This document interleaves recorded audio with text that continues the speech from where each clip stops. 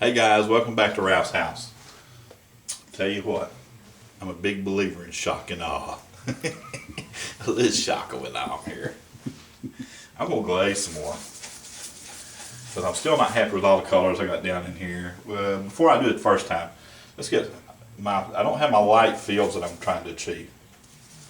So I got some yellow ochre, and before I had raw sienna, which wasn't gonna be the light enough color I wanted, so now I got yellow ochre. Because these were fields that where the farmers had, and they worked hard. This was done with mules, plows. They didn't have tractors. And they got out there and they plowed those fields. And there we go. This is where the sunlight's hitting down on them plowed fields. We want to give them farmers their due. They worked hard to get that field in there. So let's get some of these in here along the foot of this ridge a little bit. Places where there might be a strong light. And we can kind of blend in here on this riverbank. We got that light coming right in there. I'll put that tree back on top of it and I'll touch my rocks up a little bit. That light that's coming right out there. Right down beside there. I like that better. Now it's going to look wild for a minute. Give me a break. Give me a break. Don't fuss at me yet. We're just hitting right here on that riverbank, see?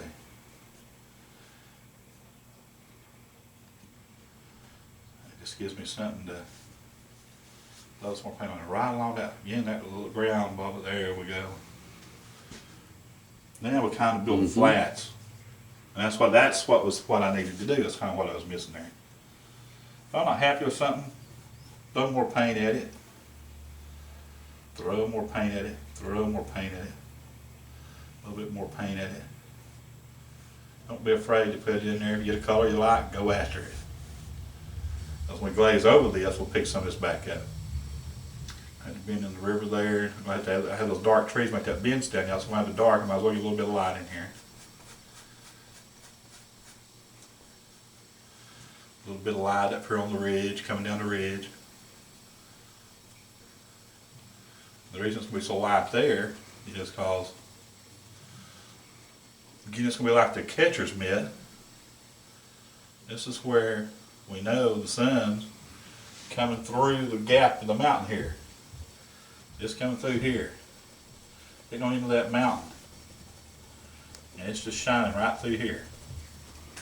See how it's hitting on some of them trees? So we know that light's coming through that gap there. Hitting in our little valley down here. So just put it in there in tree shapes. Just catch it in there. So that's where that light's coming through. Shine through that valley. A little bit back up in here. Keep that lighter up in there, but have a little bit of it up in there. So we know where that light's coming from. Now it'll give us a way to put this dark rock here and make that stand out a little bit. And just a little bit on this faster up in here. A little bit, just kind of let it fade out as it goes back. Not quite as bright. God, what a pretty valley. That's what they name Tennessee Valley. Tennessee Valley. People have been living, it's so pretty, people have been living in this valley for over 10,000 years. The Iroquois, the Cherokee. Iroquois were here before the Cherokee. There were people here 10,000 years before the Iroquois. I mean, everybody just thought this was the place to be. Now we know it is, because all these people retired from up north and come down moving into this valley. Everybody's coming. Now I just added a little burnt sienna to that yellow ochre.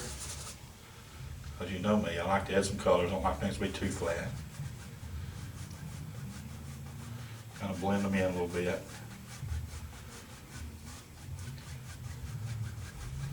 Not enough to lose that color. Tone it down right there, about there, a little bit.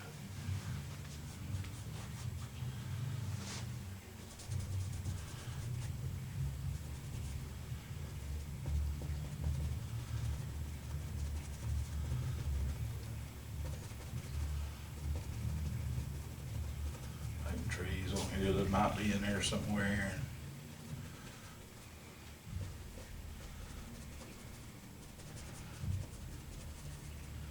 We about lost our old man on that horse there, didn't we? That's all right, we'll get him back here in just a little bit. We'll bring him back when we get into the detail stuff. Grab just a little bit of a burr number, mix in with that. Just give me a little bit darker. A little bit darker than that, a little more burr number. Kind of mix in with that color. We're going to have the shadows on the fields, and there we go. Along those tree lines, and there'll be some shadows cast there. Help us develop where our tree lines are going to be, and add more depth to some of these things that we already have in here. We get a tree color in here next to these rocks.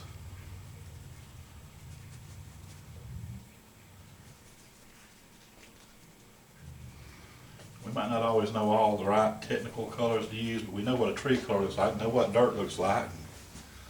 We ain't afraid to put it on there just to see what we end up with.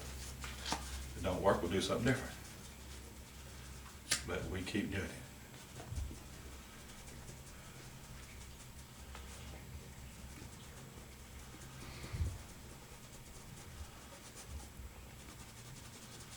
That looks like it'll be more fun to dance.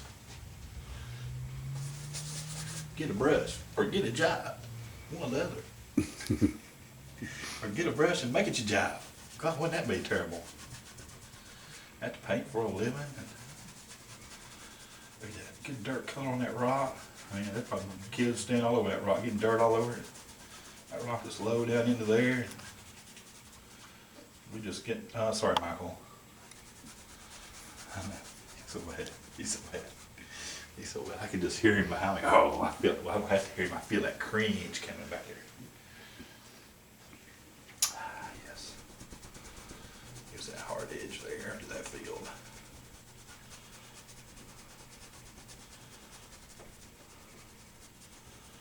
Rocks a little bit there.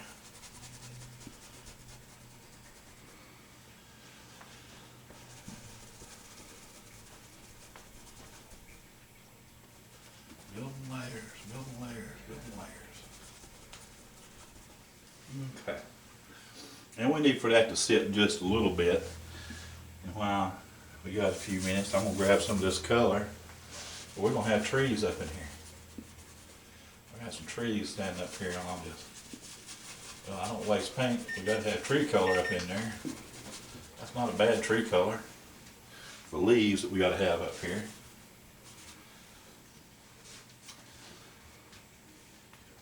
Y'all can.